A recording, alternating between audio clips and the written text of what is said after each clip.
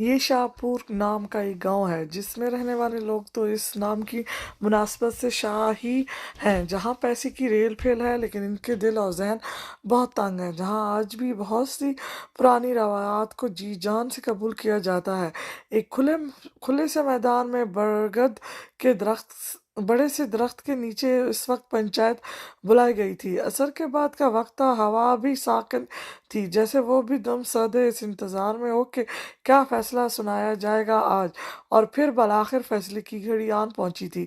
سب منتظر نگاہوں سے سامنے بیٹھے پنچایت کے سربراہ چودھری حیات بخش کی طرف دیکھ رہے تھے، جو جانے کس کشش پیچ میں مطلبہ تھے۔ چند لمحے یوں ہی خاموشی سے سرک گئے، پھر انہوں نے سر اٹھا کر دائیں جانب نگاہ دوڑائی، جہاں میر عبد الرحمن سر جھکائے پریشان صورت لیے بیٹھے تھے۔ ان کے نزدیک ہی ان کے تینوں بیٹے موجود تھے، جن کی حالت باپ سے کچھ زیادہ مختلف نہ تھی۔ چودھری حیات بخش نے گردن گھمائی اور اپنی دائیں جانب موجود افراد کے چہروں پر نگاہ اٹکائی، جہاں میر بخت آور گردن اکڑائے بڑے کرفور سے پرزبان تھے، آنکھوں میں نفرت اور غصے لیے میر عبد الرحمن کو گھورتے ہوئے۔ ان سے کچھ فاصلے پر ان کے تین بیٹے بیٹھے تھے، فیصلے کے منتظر۔ ان کے علاوہ وہاں کچھ اور افراد بھی موجود تھے۔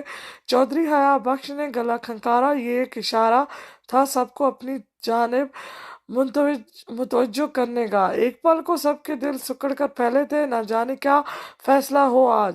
چنانچہ میر عبد الرحمن کے بیٹے ہاشم عبد الرحمن نے میر بخت آور کے بیٹے انس کا قتل کیا ہے، لہذا اس قتل کے بدلے میر عبد الرحمن کی بیٹی شائنہ عبد الرحمن ونی کے طور پر آج اور ابھی میر بخت آور کے بیٹے یوسف بخت آور کے نکاح میں دی جائے گی۔ فیصلہ سنا دیا گیا تھا، کوئی قیامت سی تھی جو ٹوٹ پڑی تھی میر عبد الرحمن اور ان کے خاندان پر۔ میر عبد الرحمن کو لگا کسی نے ان کے کانوں میں پگھلا ہوا سیسا نڈال دیا ہے، کوئی ان کے جسم کے ٹکڑے ٹکڑے کر دیتا، شاید تب بھی اتنا درد نہ ہوتا۔ انہوں نے اذیت کی انتہا پر پہنچتے ہوئے آنکھیں سختی سے میچیں، دو آنسو پلکوں کی بار توڑ کر چہرے سے پھسلتے ہوئے سفید داڑھی میں جذب ہو کر اپنا وجود کھو بیٹھے تھے۔ ان کا جھکا سر مزید جھک گیا، کندھے بھی ڈھلک گئے، وجود پر لہر سی طاری ہو گئی۔ میر بخت آور اور ان کے بیٹوں نے مسکراتے ہوئے فاتحانہ اور تصدیق بھری نگاہوں سے ان کے جھکے سر کو دیکھا۔ ہر طرف سناٹا سا چھا گیا تھا کچھ پل کے لیے، جیسے ارد گرد کی ہر چیز اس فیصلے پر ماتم کر رہی ہو۔ کوئی کچھ بول نہ سکا، اور پھر کوئی جھٹکے سے اٹھ کھڑا ہوا۔ سب کی نگاہیں اس طرف اٹھی تھیں، وہاں وہ ہاشم عبد الرحمن تھا۔ سرپنچ انکل، میں نے پہلے بھی بتایا تھا کہ میں نے یہ قتل نہیں کیا، ضبط سے سرخ ہوتے چہرے کے ساتھ وہ چلایا تھا، جس پر میر بخت آور نے طنزیہ اور ناگوار نظروں سے اسے گھورا۔ آج تک جرم کرنے کے بعد کون سا مجرم یہ مانا ہے کہ ہاں یہ جرم میں نے کیا ہے؟ میر بخت آور کے لہجے میں تضحیک تھی، آنکھوں سے چنگاریاں پھوٹ رہی تھیں۔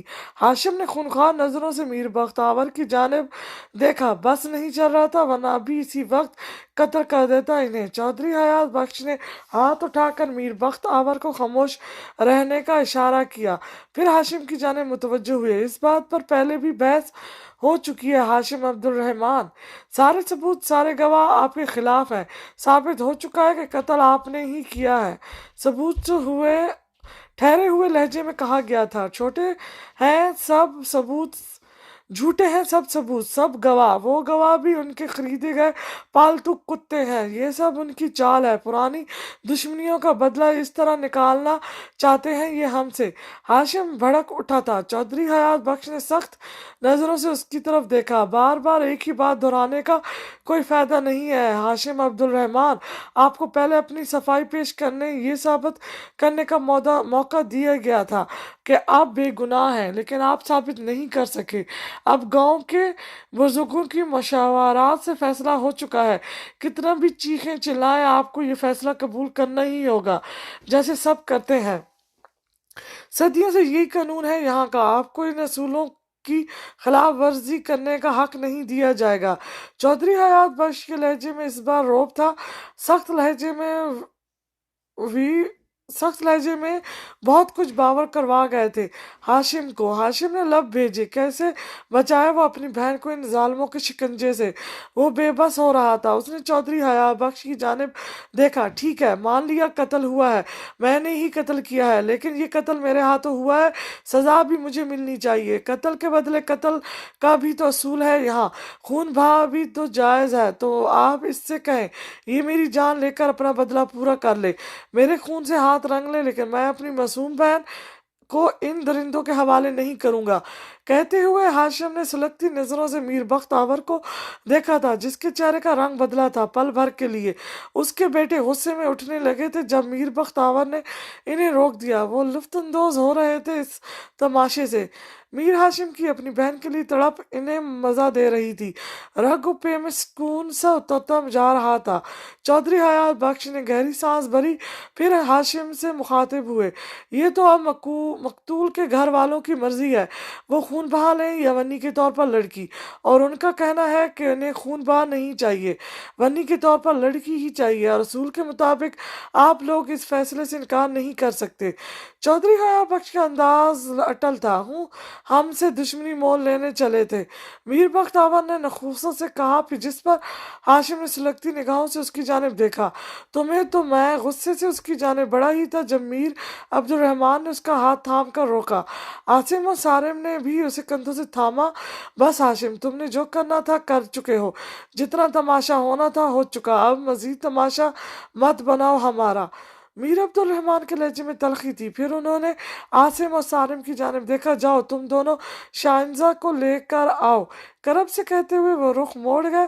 सिर्फ वो जानते थे कि ये लफ्ज़ कहते हुए वो किस अजियत से दोचार हुए थे। आज वो अपनी लाडली बेटी को खुद इस जहन्नम में धकेल रहे थे। वो मजबूर थे, पंचायत के इस फैसले को ठुकरा नहीं सकते थे, और अगर वो खून बहा भी देते तो हाशिम की बीवी और उसके 3 बच्चे, इनका क्या होता? इन मासूम बच्चों का क्या कसूर था? इन्हें कौन संभालता? एक हाशिम के साथ साथ 4 जिंदगियां और भी बर्बाद हो जाती। इसलिए इनमें इतनी साख ना थी कि वो ये फैसला करते। उन्होंने अपनी बेटी की कुर्बानी देने के फैसला कर लिया था। आसिम और सारिम अपनी जगह से एक इंच ना हिल पाए थे। सुना नहीं तुम लोगों ने? जाओ। मीर अब्दुल रहमान धाड़े थे। वो दोनों डर कर पीछे हटे, फिर बेजान होते कदमों से वहां से निकल आए। हाशिम गुस्से से पैर पटकता वहां से चला गया, जबकि मीर अब्दुल रहमान वहीं ढक से गए। वो आज सुबह से ही बुखलाई बुखलाई फिर रही थी। हवेली की तवील और सुनसान राहदारियों में किसी तितली की मांद इधर से उधर चक्कर चक्कर लगाती। जाने क्यों आज दिल बहुत घबरा रहा था। उसकी छठी हिस्स बार बार कुछ बुरा होने का इशारा दे रही थी। वो मुसलसल लब पर दरूद शरीफ का वार कर रही थी। मुंतजिर सी निगाहें हवेली के मेन गेट पर जमी थी। पिछले 1 माह से हवेली बिल्कुल ही वीरान होकर रह गई थी। जब से हाशिम लाला के हाथों मीर बख्त आवर के बेटे उन्स का कत्ल हुआ था, तब से शोक की सी कैफियत तारी थी सब पर। और आज पंचायत ने अपना फैसला सुनाना था। ना जाने क्या हुआ होगा वहाँ। वो इस तराबी अंदाज में इधर उधर टहल रही थी। सफ़ेद खुले पांचों वाली शलवार के साथ सफ़ेद घुटनों से बालिश भर ऊंची कमीज पहन रखी थी। सुर्ख रेशमी दुपट्टा कंधों पर फैला हुआ था, जबकि लंबे स्याह बाल पुश्त पर बिखरे थे। बालों की चंद लटें बार बार हवा से उड़कर उसके रुखसारों को छूती, जिन्हें वो मुखरती उंगलियों से कान के पीछे आटती। पैरों में सरखू सफ़ेद रंग की नाजुक सी चप्पल थी। इस खूबसूरत सी लड़की के हर अंदाज से बेचैनी झलक रही थी। मगरिब का वक्त होने को था, लेकिन बाबा जान और लाला अभी तक ना आए थे। उसने एक नज़र हवेली के अंदरूनी हिस्से पर डाली। माँ, अम्मा जी और भाभी दोनों अपने अपने कमरों में जानेमाज बिछाए दुआएं मांगने में मशगल थीं। दिल खैर की दुआ मांग रहा था, या अल्लाह हमें इस मुसीबत से निकाल दे, हमारे हक में बेहतर फैसला करना। वो हल्की आवाज़ में दुआएं मांग रही थी, तभी हवेली का बड़ा आईनी गेट खुला था। आसिम और सारम गेट से अंदर दाखिल हो रहे थे मजमहल और थके थके कदमों से। शाइना तेजी से इनकी जाने बढ़ी। लाला, क्या फैसला हुआ पंचायत में? शाह हाशिम लाला, ओ बाबा जान कहाँ है? वो बेताबी से पूछती इनके नज़दीक आई। आसिम सारम से 2 कदम आगे थे। वो आसिम के सामने जा खड़ी हुई। आसिम ने भराई नहीं हुई निगाहों से उसकी इस खूबसूरत चेहरे को देखा। सफेद रंगत में धूप की बासत गुलाबियां सी घुली थी। आसिम का दिल चाहा वो चीख चीख कर रोए। कैसे बता पाएगा कि वो कि क्या फैसला किया है पंचायत ने। उसका दिल जल रहा था। तभी उसके पीछे से सारम की हिचकियों की आवाज आने लगी। शाहनजा ने हैरान होते हुए सारम को देखा। अभी कुछ पूछने ही वाली थी कि अंदर से अम्मा जी और भाभी तेज तेज कदमों से इनकी जानिब चली आई। अम्मा जी के हाथों में तस्बीह थी, जबकि भाभी के चेहरे हिजाब के हारस में लिपटा था। आसिम पुत्र, क्या हुआ? क्या फैसला किया पंचायत ने? तेरे बाबा और हाशिम किधर हैं? वो क्यों नहीं आए? अम्मा जी ने भी शाहनजा का ही सवाल दोहराया। जब्त की शिद्दत से आसिम का चेहरा सुर्ख हो रहा था, आंखों में भी गुलाबीपन सा था। इसने कुछ कहना चाहा, लेकिन लब फिकत फड़फड़ा कर रह गया। आसिम के पीछे मौजूद सारम बेदम सा होता वहीं सुर्ख ईंटों से बनी इस रोश के किनारे घुटनों के बल गिर सा गया। वो ऊंची आवाज में रो रहा था। भाभी और अम्मा जी बुखलाकर उसकी जाने बढ़ी।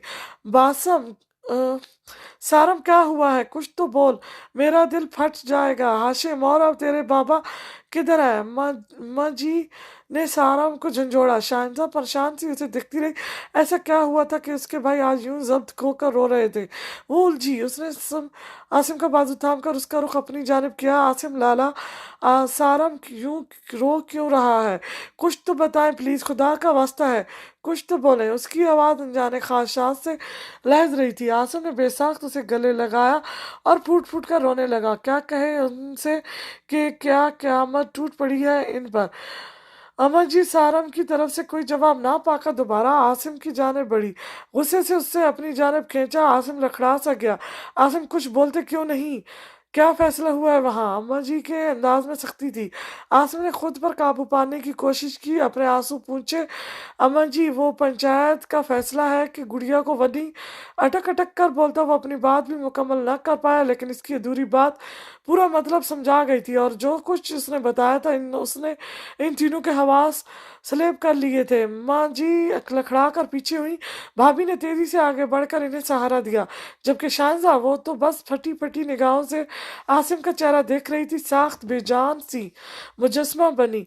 चेहरा बिल्कुल सफ़ेद हो चुका था, जैसे उसके जिस्म से खून की आखिरी बूंद तक निचोड़ ली गई हो। नहीं, ऐसा नहीं हो सकता मेरी बच्ची, वो बहुत मासूम है।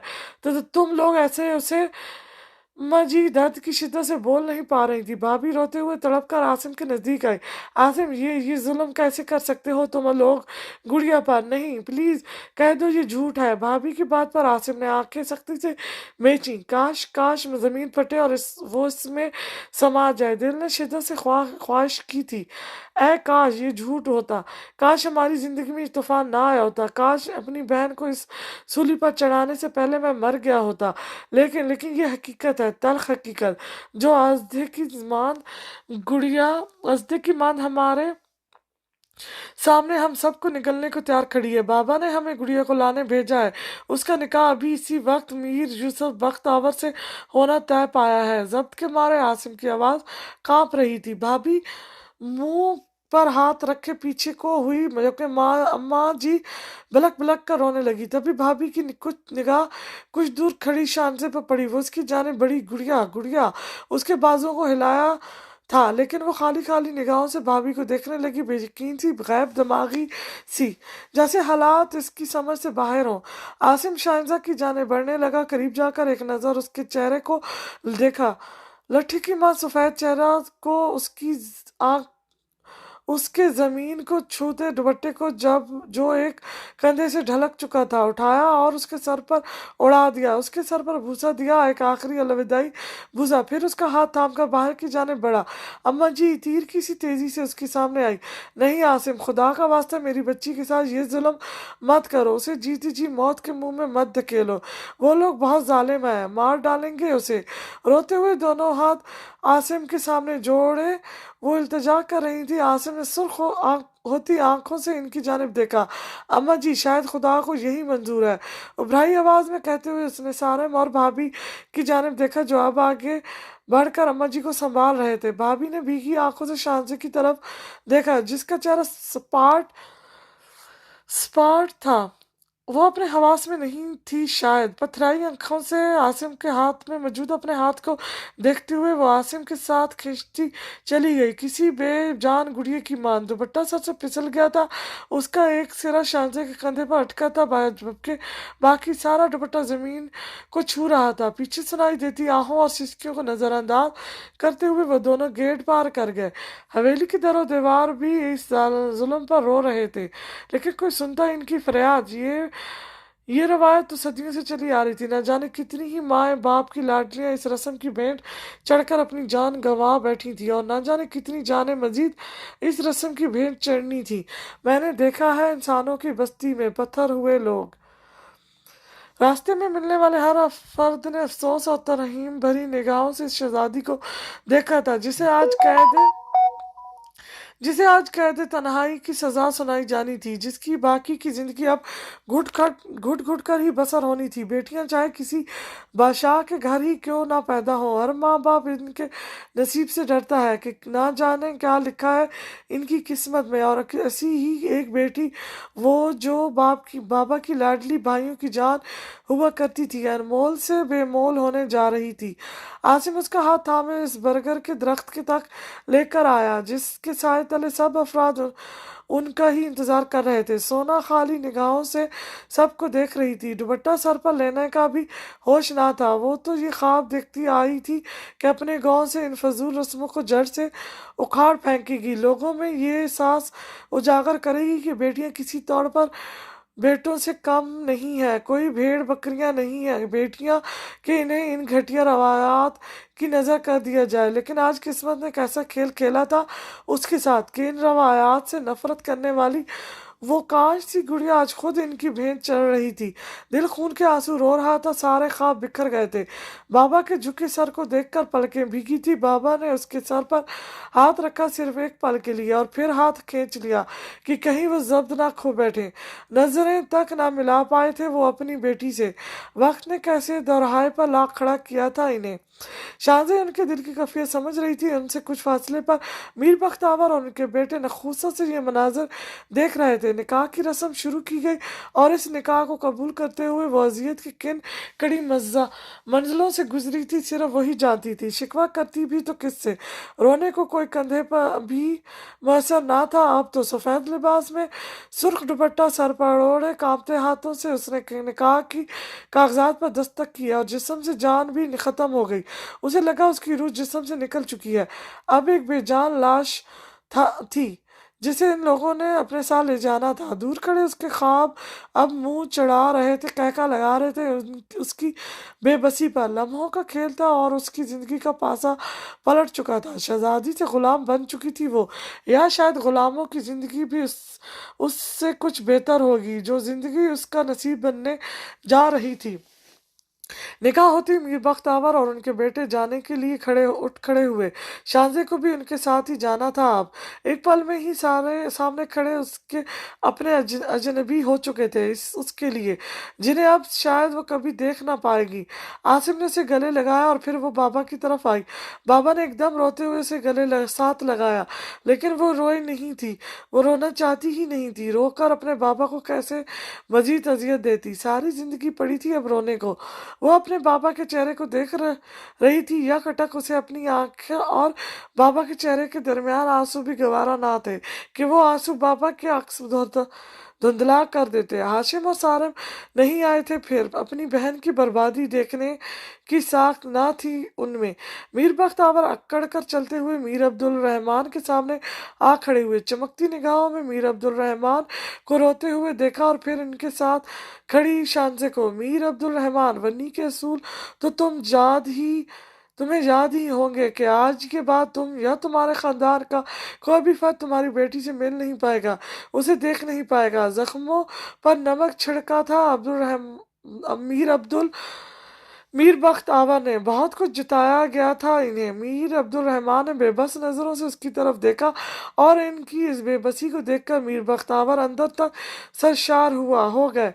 चलो लड़की, तहक्कुम से कहते वो आगे बढ़ गए। इनके पीछे इनके बेटे भी थे। यूसुफ बख्त आवाज शांसे के बराबर आग खड़ा हुआ। उसके चेहरे पर निगाह तक न डाली थी। खामोशी से उसका हाथ थामा और उसे खींचते हुए अपने साथ ले गया। शांसे उसकी तरफ मुतवज्जो ही ना थी। उसे एक नज़र देखा तक ना था जो उसका मजाजी खुदा बन चुका था। वो तो अब बस गर्दन मोड़े अपने बाबा और भाई को ही देख रही थी। गाड़ी से कुछ फासले पर ही उसका दुपट्टा गिर गया था। बाल बिखर चुके थे लेकिन उसे कोई होश ना था। मीर अब्दुल रहमान ने पलकें झपक कर धुंधली होती आंखों को साफ करके सामने देखा। वो लोग जा चुके थे उनकी लाडली को लेकर। दूसरे अफराद भी धीरे धीरे वहां से जाने लगे। आसिम ने आगे बढ़कर जमीन पर गिरा शांति का सुर्ख दुपट्टा उठाया और उसे लबों से लगाकर हिचकियों से रोने लगा, जबकि मीर अब्दुल रहमान सीने पर बाएं हाथ रख कर झुकते चले गए। یہ خانپور میں موجود میر حشمت خان کی حویلی کے بڑے کمرے کا مناظر تھا، جس کا دروازہ کھولتے ہی نظر سامنے دیوار کے ساتھ مختلف کتابوں سے سجی 3 بک شیلف پر پڑی تھی۔ ان سے کچھ فاصلے پر اسٹڈی ٹیبل موجود تھی جس پر چند فائلز دھری تھی اور ایک ٹیبل لیمپ پڑا تھا۔ اسٹڈی ٹیبل کی دائیں طرف کمرے کے وسط میں آمنے سامنے 2 صوفے سیٹ رکھے گئے تھے اور ان کے درمیان شیشے کا میز تھا۔ زمین پر سرخ نرم قالین بچھایا گیا تھا، دیواروں پر مختلف پینٹنگ سجی تھی۔ اس کمرے کی طرز تعمیر اور اس میں موجود ہر چیز کو دیکھ کر لگتا تھا جیسے کسی محل کا حصہ ہو، اور اس کمرے کو دیکھ کر اس گھر کے مکینوں کی مالی حیثیت کا اندازہ لگانا قطعی مشکل نہ تھا۔ ایک صوفے پر میر حشمت خان موجود تھے، گردن غرور سے تنی ہوئی تھی، منہ میں سگار دبائے وہ یوں بیٹھے تھے گویا کسی سلطنت کے راجہ ہوں۔ ان کے مقابلے صوفے پر ان کے خالہ زاد بھائی میر عبدالقیوم بیٹھے تھے، شیش و پیچ کی سی کیفیت میں، اور ان سے کچھ فاصلے پر ان کے دونوں بیٹے موجود تھے، میر عبدالصامد اور میر عبدالرحمان، جن کی عمر بالترتیب 28 اور 26 سال ہوگی۔ ہاں کہو عبدالقیوم، کیسے یاد آ گئی ہماری؟ میر حشمت خان مزید انتظار نہ کر سکے تھے، تبھی پوچھنے لگے۔ میر عبدالقیوم نے نظر اٹھا کر انہیں دیکھا، اپنی بات کہنے کے لیے ہمت متوجہ کی۔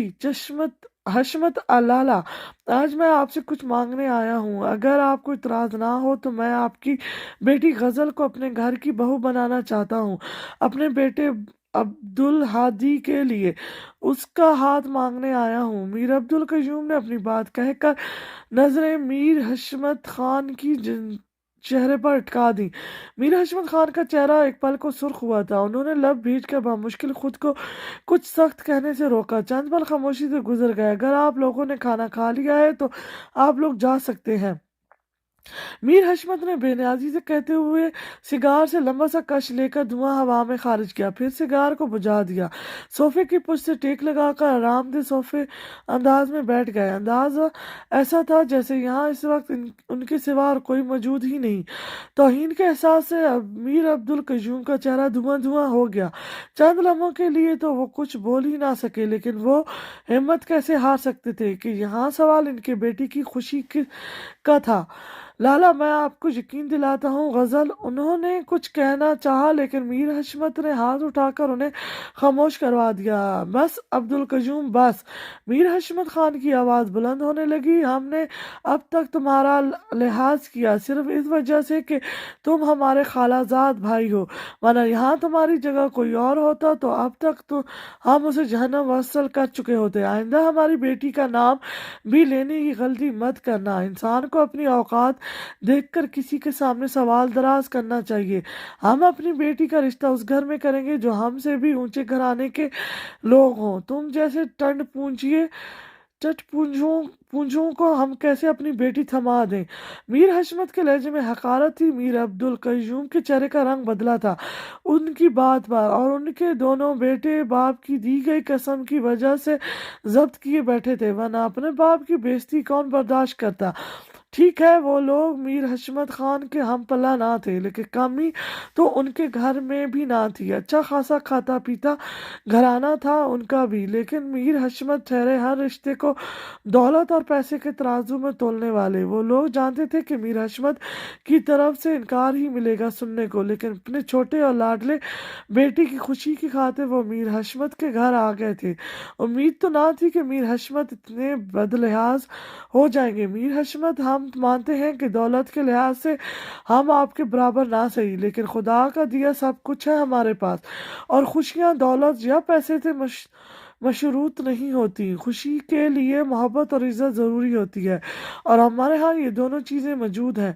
میر عبدالقیوم نے صبر و تحمل کا مظاہرہ کرتے ہوئے کہا تھا، تم ہمیں یہ محبت اور عزت کی پٹیاں نہ ہی پڑھاؤ تو بہتر ہے۔ امید ہے تم لوگوں کو ہمارا جواب مل گیا ہوگا۔ اب خود تشریف لے جاؤ گے تم لوگ یا کسی کو بلوانا پڑے گا؟ میر حشمت خان نے ٹھنڈے ٹھار لہجے میں کہا تھا۔ انداز یوں تھا جیسے کہہ رہے ہوں کہ دفع ہو جاؤ۔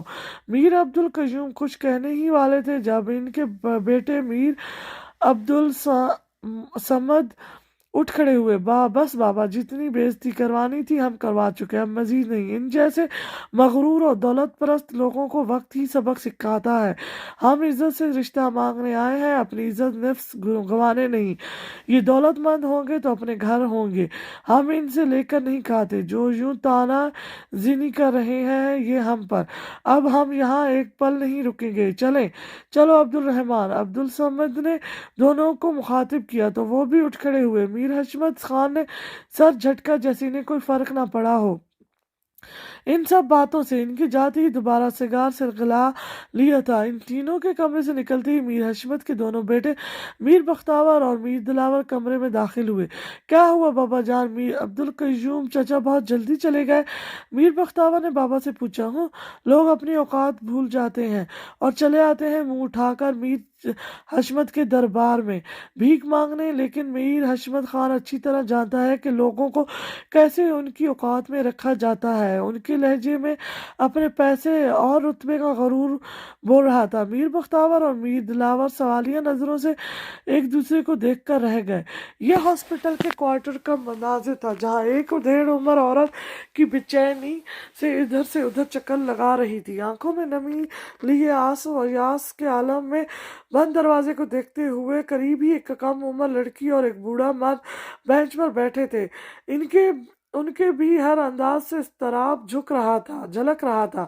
تبھی ہاسپٹل کے ایک کمرے کا دروازہ کھلا اور وہاں سے سفید ڈاکٹرز کے لباس میں کندھوں پر اسٹیتھوسکوپ لٹکائے ایک آدمی باہر آیا۔ بینچ پر موجود بوڑھا آدمی اور وہ ڈھیر عمر خاتون تیزی سے ڈاکٹر کی جانب لپکی۔ ڈاکٹر صاحب، کیسی ہے ہماری بیٹی؟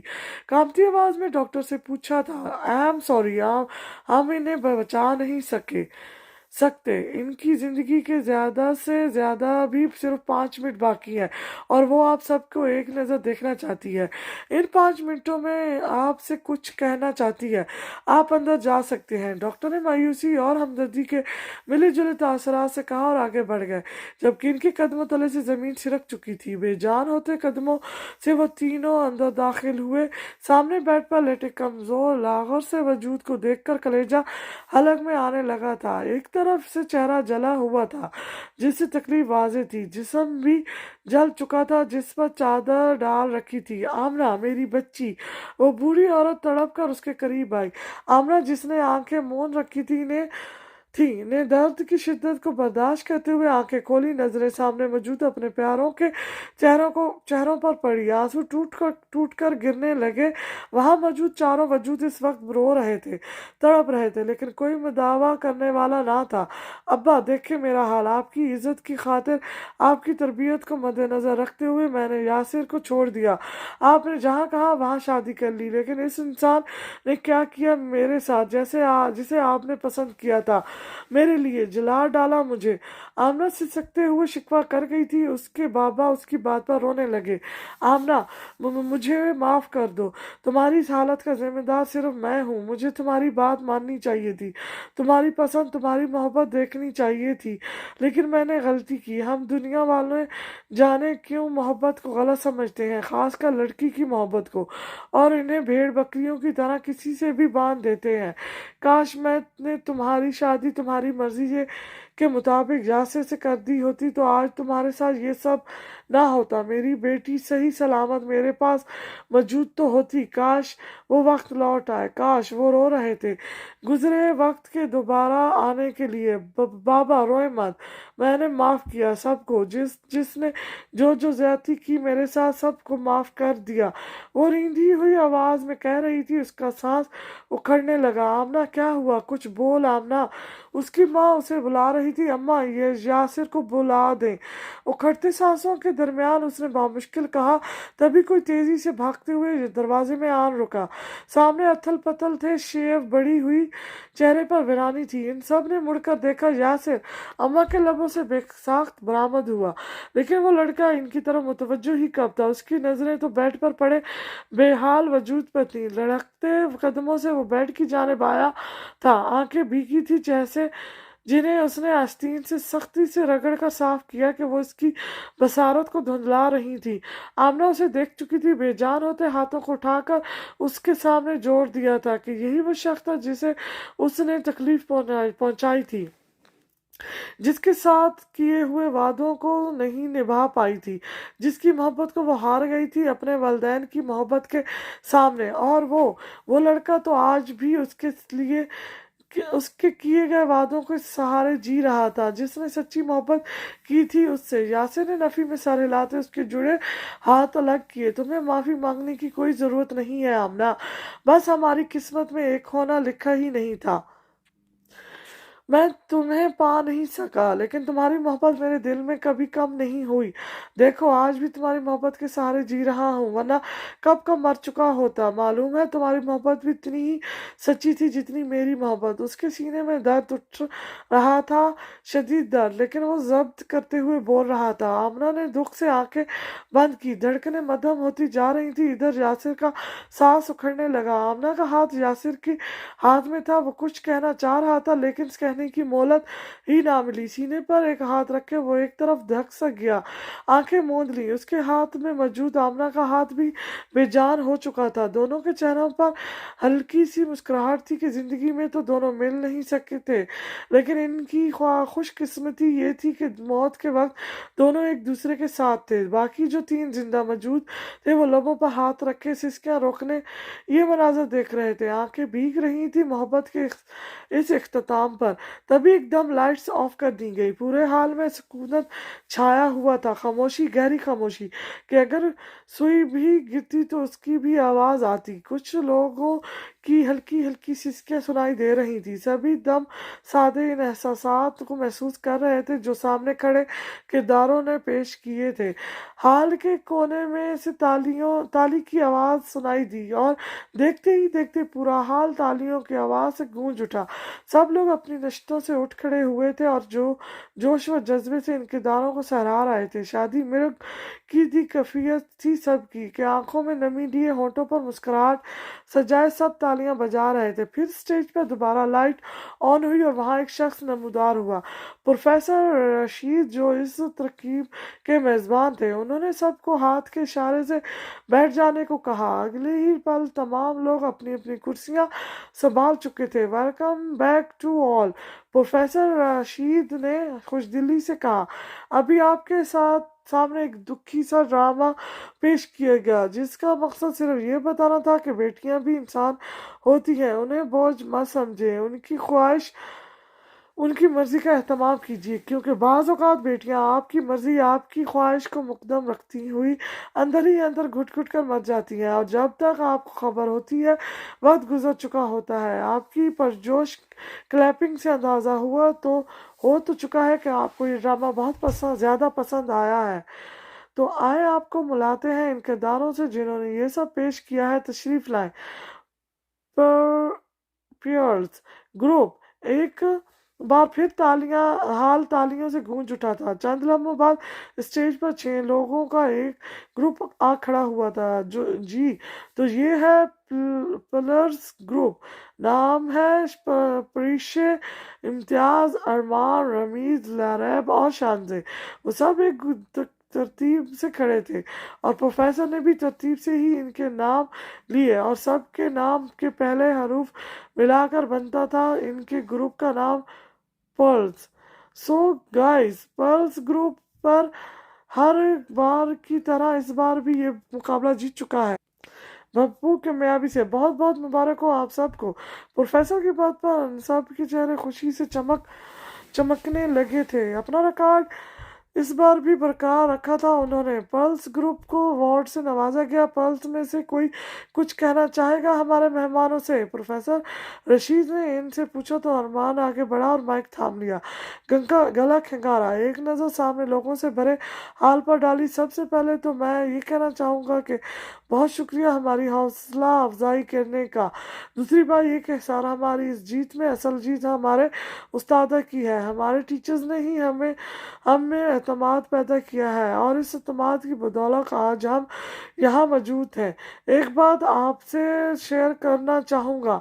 स्कूल के ज़माने में मैं बहुत डरता था स्टेज पर आने से। एक अजीब सी झिझक थी कि अगर कोई गलती हो गई तो सब मुझ पर हंसेंगे, मेरा मजाक उड़ाएंगे। इस ज़माने में हमारे एक सर हुआ करते थे, सर मोहसिन। उन्होंने जब मुझे देखा कि मुझ में खुद एतमादी ज़रा भी नहीं, तब उन्होंने मुझ में कॉन्फिडेंस पैदा किया। वो ज़बरदस्ती मुझे सबके सामने स्टेज पर लाते, मुझसे स्टेज पर बात करते और यूँ आहिस्ता आहिस्ता मेरा डर ख़त्म होता गया। मैं बिला बिला झिझक स्टेज पर आने लगा। कहने का मकसद सिर्फ ये है कि हमारे उस्ताद ही हैं जिन्होंने हमें यहाँ इस जगह आने के काबिल बनाया।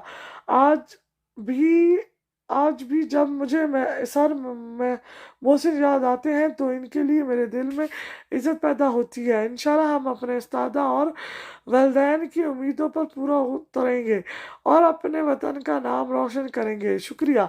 अपनी बात मुकम्मल करके वो पीछे हट गया और तालियों की आवाज़ में ये ग्रुप स्टेज से नीचे आ गया। वो इस वक्त मिट्टी के बने चूल्हे में फूंके मार मार कर आग जलाने की कोशिश कर रही थी।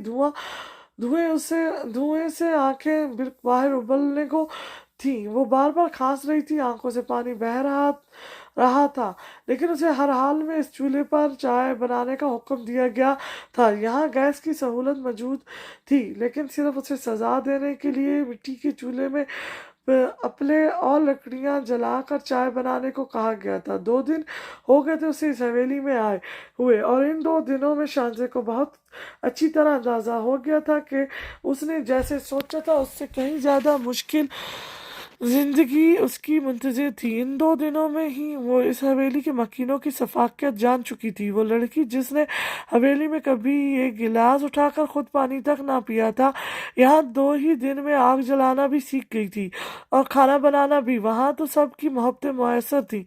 अम्मा जी हर माँ की तरह कभी कभी उसे टोक देती और कहती कि लड़की कुछ सीख लो, अगले घर जाकर क्या करोगी। तो वो अनसुनी कर देती थी, बात मजाक में टाल देती। फिर भाभी भी उसकी ही साइड लेती। सारी जिंदगी काम करने को पड़ी है, अभी उसे ऐश करने दें और फिर फिक्र कैसी है, ब्याह कर भी तो इसने इसी घर में रहना है ना। ये कहते हुए भाभी प्यार से उसका गाल छूती तो वो भाभी यू आर ग्रेट का नारा लगाती उसके गले लग जाती। लेकिन यहाँ जब जुल्म करके हाथ उठाकर हर काम सिखाया जाता था तो फिर 2 दिन में सब सीख लेना कुछ अजीब ना था।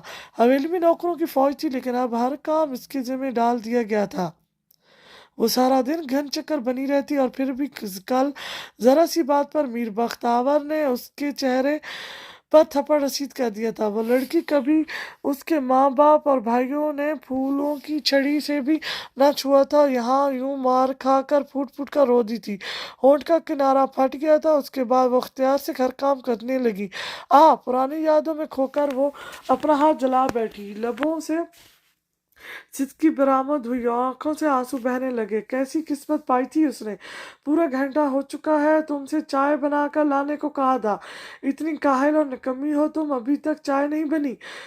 सैफ बख्तावर चिल्लाता हुआ उस तक आया था। शानजे ने जल्दी से आंसू साफ किए। ओ मोहतरमा, किस मकबरे में गुम है? मैं पूछ रहा हूँ, आज की तारीखी में चाय बन जाएगी या नहीं? जल्दी जवाब ना पाकर सैफ दहाड़ा था। जज जी अभी लाती हूँ। वो बहुत मुश्किल बोली थी। शुक्र के आज जल जल गई थी। उसने जल्दी जल्दी चाय बनाई। तब तक वो वहीं खड़ा उसे घूरता रहा, जैसे नजरों ही नजरों में निगलने का इरादा हो। शाहजे ने चाय कप में डाली और ट्रे में कप सजाकर उसके सामने पेश की। सैफ ने गहरी नजरों से उसके सुर्ख होते चेहरे और भीगी पलकों को देखा। पहनने पहनने को उसे इनके कपड़ों, इनकी बहनों की उतरन दी गई थी, लेकिन इन इस्तेमाल शुदा कपड़ों में भी वो खास ही दिलकश लग रही थी। सैफ ने कप उठाया और एक की भी घूंट भरे से बिना सारी चाय साइड पर गिरा दी। कप वापस ट्रे में रखा। ले जाओ, नखुसत भरे अंदाज में कहा। शांति का दिल भर आया। उसे चाय पीनी नहीं थी, बस मकसद बस शांति को तकलीफ से गुजारना था। वो ट्रे लिए मुड़ी कुछ ही दूर गई थी जब उसने पुकारा, रुको। शांति रुक गई थी लेकिन मुड़ी नहीं। अजियत से आंखें मूंद ली। अब न जाने क्या खता हो गई थी। सैफ कदम कदम चलता उसके मुकाबले आ खड़ा हुआ।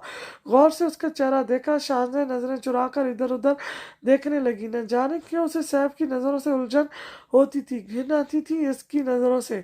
उसकी हरकतों से सुना है तुम्हारा बाप मर गया कल। चे चे चे चे, बहुत अफसोस हुआ तुम्हें भी दुख तो बहुत हुआ होगा, है ना? बहुत प्यार करता था ना वो तुम्हें।